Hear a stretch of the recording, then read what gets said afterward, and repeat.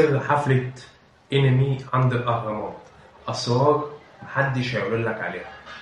يلا.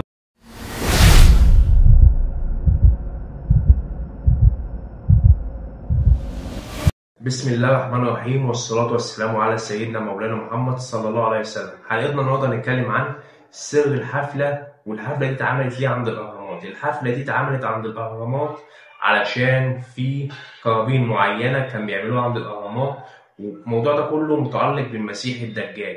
شفتوا المجسد اللي كانوا عاملينه انه الحفلة اتعملت يوم 7/10. احتفال بإيه؟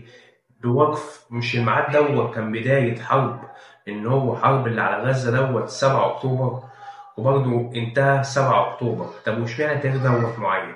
أنا أقول لك التاريخ ده كان القرابين دي كانت الشهداء اللي حصلت في موضوع غزة والكلام دوت.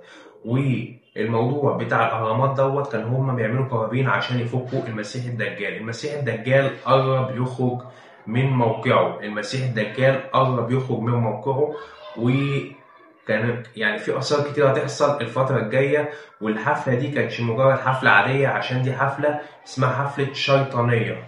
حفلة شيطانية، يعني الحفلة دي بتتعمل في الأهرامات بالذات، عشان الأهرامات دي ومصر بالذات هيتحكم منها العالم كله، هيتحكم منها العالم كله. ده مش كلامي، ده كلام علماء كتير، وبالذات يعني دكاترة كتير كان بيتكلموا في الموضوع دوت. مصر هيتحكم منها العالم كله بواسطة المصريين أو ناس تانية، الله أعلم.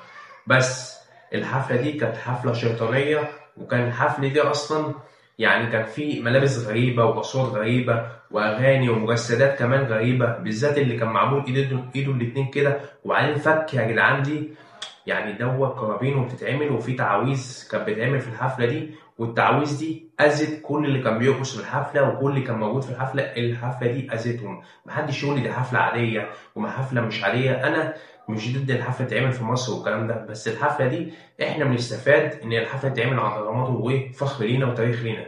بس الحفلة دي بيحضرها ناس معينة، ما ينفعش احنا بقى تقول لك ايه ينفع نحضرها والكلام ده، عشان الحفلة دي أولا غالية جدا، ثانيا مش بتتكلم عن ديننا، كل واحد وليه دينه. يعني الحفلة دي يعني انا مش معضل يقول لك الحفلة ما تتعملش عند الأهرامات، يا عم اعمل الحفلة عند الأهرامات، اعملها في أي حتة، بس انت ما تخشش الحفلة كمصري كمسلم قصدي.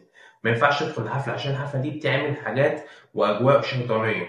وكمان الفترة الجاية هيحصل حاجات غريبة جدا بواسطة المسيح الدجال اللي هو بيحكم العالم كله. المسيح الدجال هيخرج من موقعه، ويوم القيامة قرب يا جدعان. كل واحد يلتزم نفسه ويحاسب نفسه ويراجع نفسه ويطور من نفسه، عمل ايه من امبارح.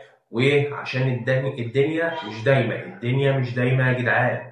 أنا نبهت، ربنا يستر على الناس كلها، وربنا يحفظ الناس كلها، وربنا يحفظ العالم من أي قوة شيطانية، عشان المسيح الدجال لما هيخرج مش هيحل حد، وربنا حمينا بإذن الله. وهنا خلصت حلقتنا، أتمنى تكون الحلقة عجبتكم. لو الحلقة عجبتك اعمل لايك واشتراك، وانتظر كل جديد. السلام عليكم.